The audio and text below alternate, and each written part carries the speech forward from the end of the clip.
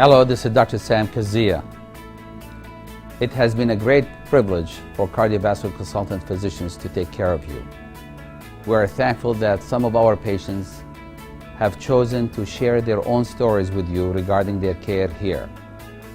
I hope by them sharing their stories with you, they will be able to touch your heart and your mind just like they touched ours in providing you with information regarding cardiovascular care provided here in our clinics. And thank you.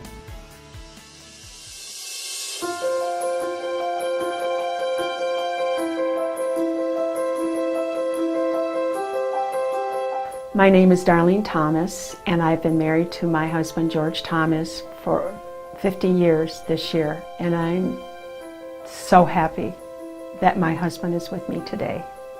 On the evening of January 7th, he left for the Y in Auburn Hills. He went to log his time and how far he had run, and that's all he remembers. His heart stopped. A few hours later, I was waiting for him to call me. I did get a call from my son, and he said, "Mom, I don't know if Dad is dead or alive, but they told me to get to Clinton Hospital." I ran to the emergency room, and I thought George was dead. When the doctor came into the waiting room, he said to me that George had a 95% blockage in his main artery, and he said it does not look good. And this sweet Dr. Casilla didn't know how to tell us that George was in a vegetative state and he would never come out. And we all said that George would not want to be in a vegetative state. I started giving my orders. Where is Daddy going to be buried? Where are we going to have the wake? I mean, we're going through the funeral arrangements. And this beautiful, wonderful saint, Dr. Gabshaw at Clinton Hospital, came to me and he said, "Are you Mrs. Thomas?" And I said, "Yes." He said, "I think there's still hope. I want to wean him from some of the medication. I want to take the ventilator off, and let's see what happens." And about 20 minutes later, the nurse rubbed George's arm and said, "What is your name?" And my husband said, "My name is George Thomas." 24 hours after George woke up, Dr. Casilla was going to put a stent in George, and he shared with me, "Mrs. Thomas, this is dangerous." When George woke up, it was like, for him, it was in the 1960s. He didn't know he had children. When the kids would come and I would say to him, "This is Joe, this is your son, this is your oldest." The first time we went to see Dr. Casilla after George left the hospital, Dr. Casilla came in and he just looked at George and he said, "You are a miracle."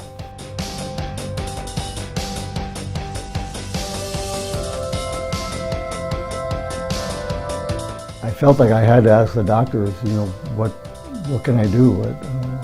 Can I run?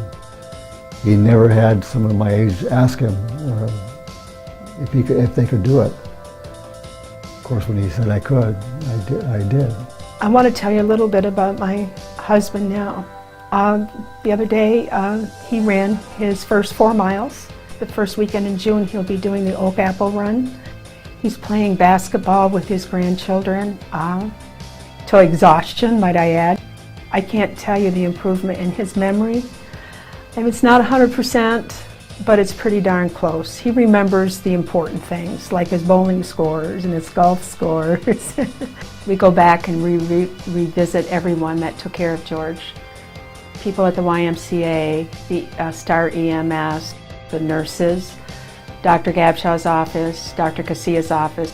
I will do this every day of my life when I'm able to on January 7th to thank all those who took such good care of George. I'd like to thank my doctors and nurses and the therapists and my wife, of course. She's always been there for me, so of course I have to thank her. I don't know what we would have done without Dr. Casilla. I would recommend him and his staff to anyone. He's a man that told me how it was, but he always left me with hope. I never left Dr. Casilla without feeling that there was hope that my husband would survive. And through all the ups and downs, Dr. Casilla was there when I needed him.